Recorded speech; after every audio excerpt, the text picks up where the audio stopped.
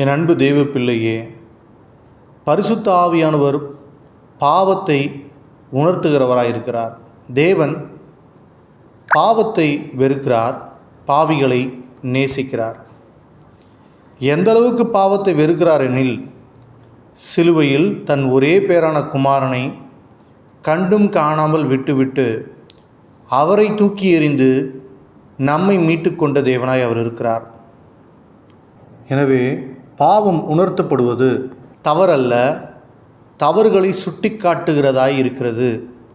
நாம் பாவம் செய்யும் பொழுது பரிசுத்த ஆவியானவரால் உணர்த்தப்படுகிறோம். பாவத்தை விட்டு நாம் விலக அது உறுதுணையாய் இருக்கிறது. ஆனால் குற்ற உணர்வு பிசாசினால் வருகிறது. அவன் பொய்யனும் பொய்யுக்கு பிதாவுமாய் இருக்கிறபடியினாலே நம்மை தேவனை விட்டு பிரிக்க அவன் நினைக்கிறான். எனவே சுயநீதியை களைந்து தேவனிடத்தில் திரும்புவோம். என் பலனே, என் கோட்டையே,